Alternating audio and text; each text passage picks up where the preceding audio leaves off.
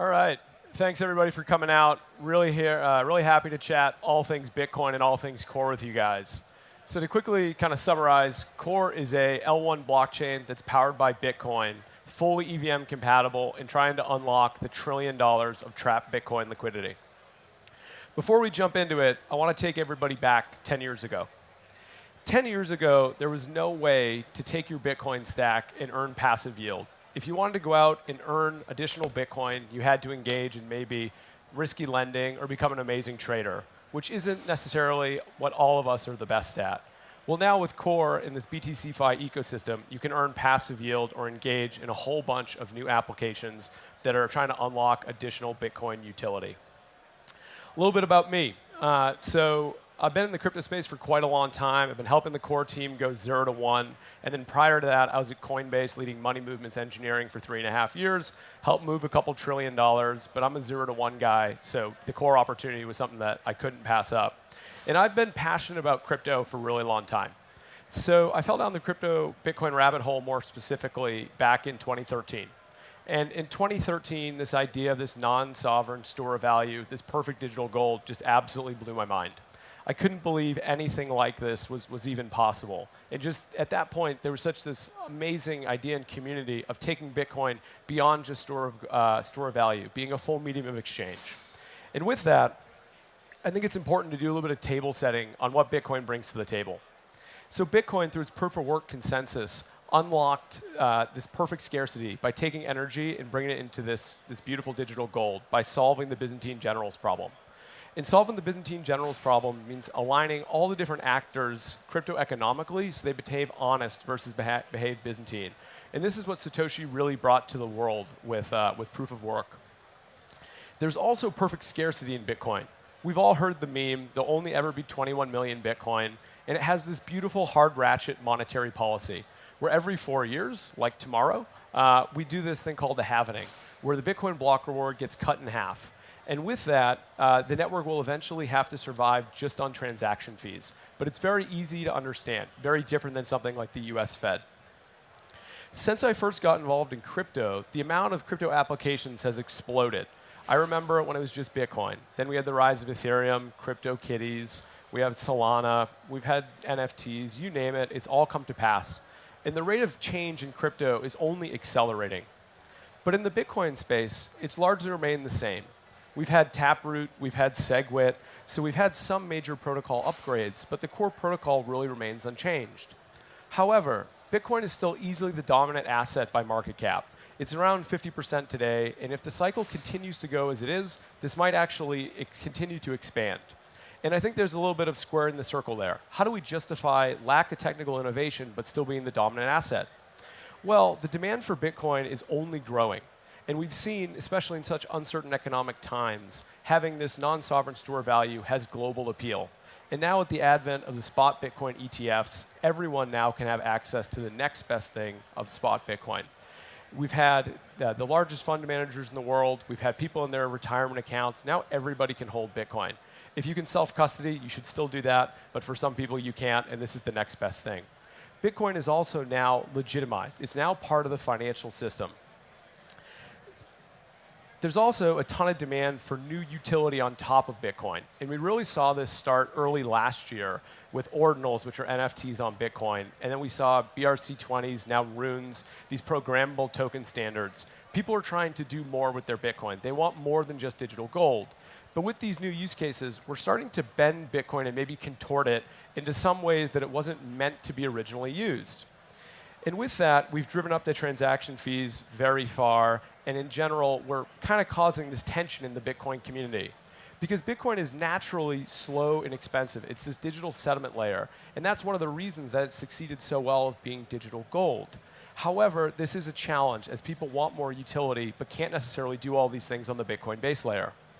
And if I was to summarize, Bitcoin's a $1 trillion asset today. It has no native staking yield, no smart contracts, financial primitives, and is not very scalable.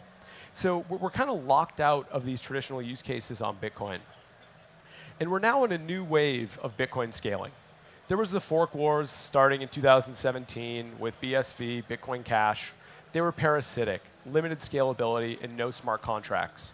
Then we had the experimentation phase. Stacks pre-Nakamoto, we have RSK, limited smart contracts, very limited scalability, and it's kind of neutral to Bitcoin. Now we're in the alignment phase, which is how do we benefit Bitcoin, be independently scalable, and have full smart contracts? And if I was to characterize this new wave, it's separating Bitcoin the asset from Bitcoin the rail itself. And there's no contradiction here. We can still have Bitcoin, this perfect digital gold, exist in these other systems that are higher throughput and lower fee, and still have Bitcoin be this digital settlement layer for high-value transactions where expensiveness isn't really as much of a concern.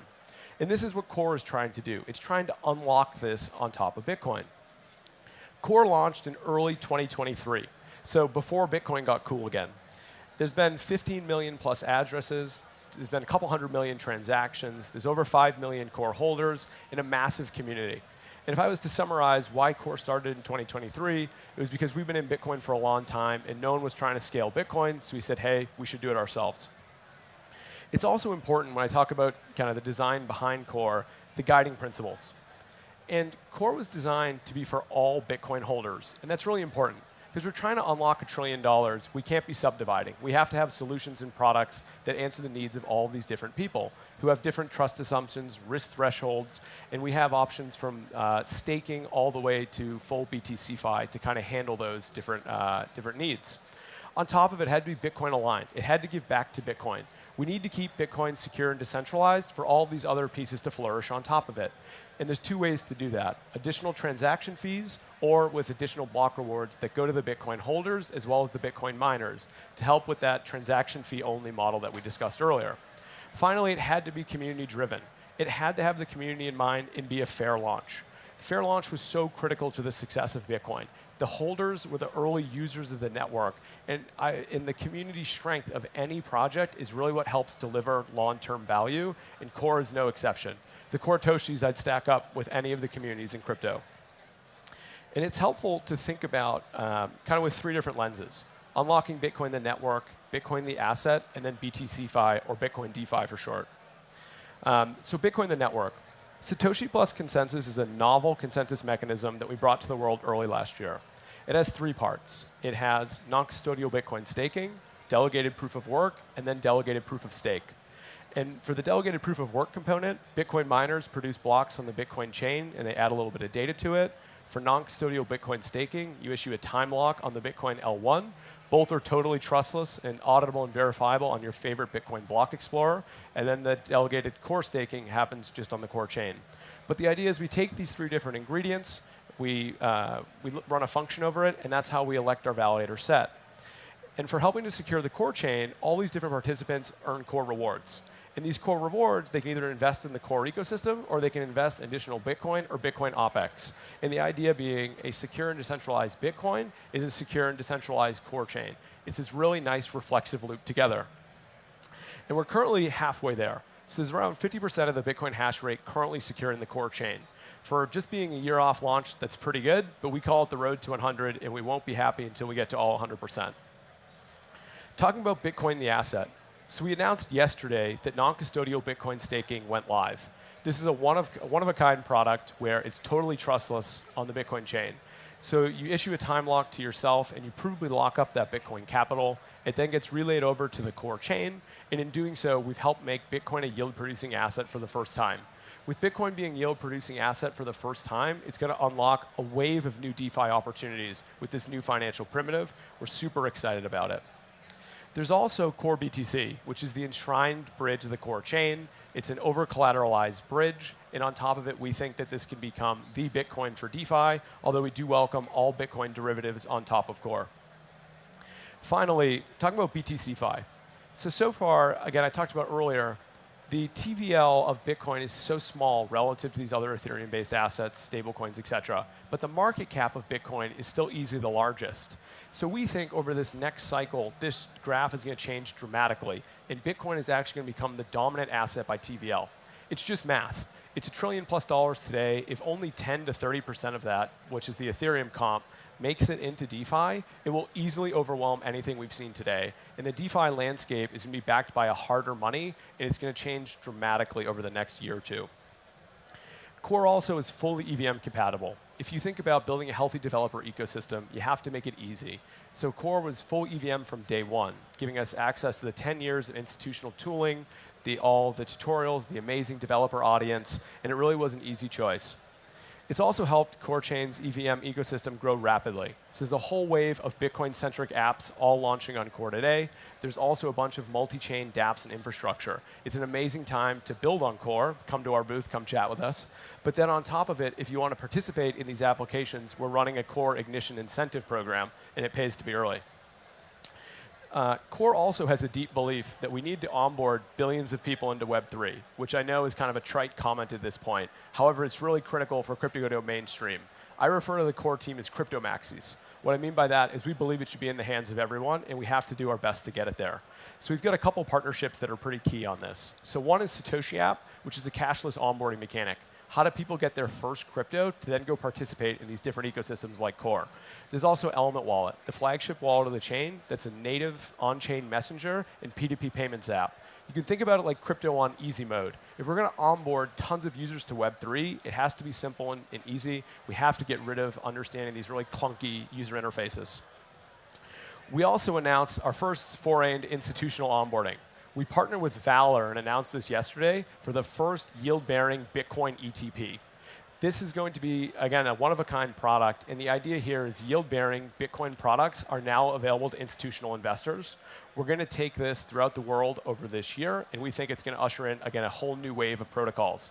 We also agreed to partner on a Core ETP that we're so excited about. So again, to summarize, Core is trying to unlock the $1 trillion of trapped Bitcoin liquidity. It's got native staking yield, smart contracts, financial primitives, and it's extremely scalable. Best-in-class scalability of any sidechain or any Bitcoin L2, launched or unlaunched. And it's an amazing time to get involved. So I want to take you back to where we started, thinking about 10 years ago. And it's totally fine if, over the last 10 years, maybe you did try to become a trader. Or maybe you trusted a centralized lending group that might not be around anymore. Or maybe you didn't participate at all. Well, now is the perfect time to get involved in the Bitcoin economy. With Core, you can earn more Bitcoin through passive yield, through participating in DeFi protocols. Really, the possibilities are endless, and now is a fantastic time to get involved. So thanks so much for the time, and join the Core ecosystem.